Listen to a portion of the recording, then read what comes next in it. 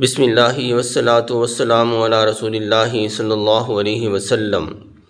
اگر آپ نماز جنازہ میں شامل ہونے کے لیے آئے اور نماز جنازہ کی چوتھی تکبیر شروع ہو چکی تھی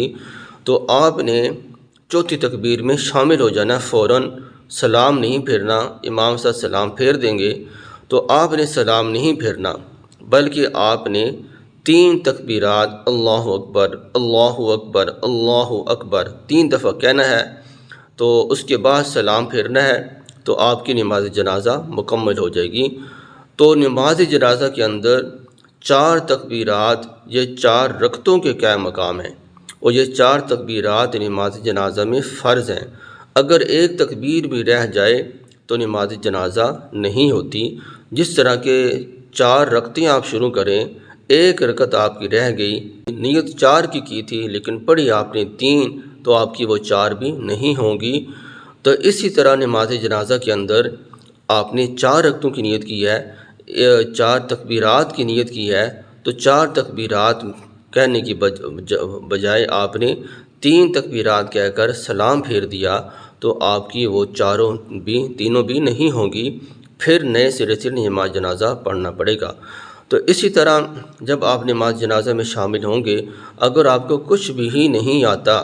ثنا نہیں آتی، درود شریف نہیں آتا، آپ نے صرف 4 تکبیرات ہی کہہ لیں، امام صاحب نے اللہ اکبر کہا تو آپ نے پیچھے ویسے ہی اللہ اکبر کہنا ہے، تو اس کے بعد ثنا اور درود شریف پڑھنا ہے۔ تو ہر تکبیر جیسے امام صاحب نے اللہ اکبر کہا، آپ نے بھی ساتھ جیسے امام صاحب نے اللہ اکبر کہی اور آپ نے بھی ساتھ اللہ اکبر کہہ لی، تو آپ کی یہ تکبیرات 4 تکبیرات مکمل ہو جائیں گی، آپ کا نماز جنازہ ہو جائے گا۔ کیونکہ یہ اس صورت میں جب آپ کو نماز جنازہ بالکل ہی نہیں آتی،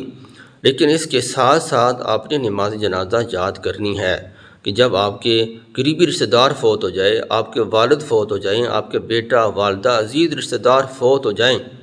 اور آپ صرف 4 تکبیرات ہی کہتے رہیں، تو یہ ان کی حق تلفی ہے اور ایک مسلمان کی شان کے خلاف ہے کہ اس کو آخری حق ہے مسلمان کا نماز جنازہ پڑھنا، وہ اس کو آتی نہیں ہے۔ تو یہ ایک بامر مجبوری، جب آپ کو کچھ بھی نہیں آتا، اس کے آنے سے پہلے آپ صرف 4 تکبیرات ہی کہہ لیں، آپ کا نماز جنازہ ہو جائے گی، لیکن نماز جنازہ ساتھ ساتھ یاد کرنی ہے۔